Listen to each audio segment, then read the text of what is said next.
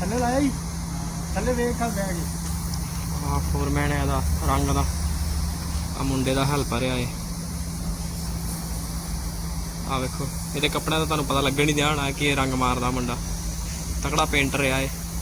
ਸਾਰੀਆਂ ਮਸ਼ੀਨਾਂ ਇਹਨੇ ਕੀਤੀਆਂ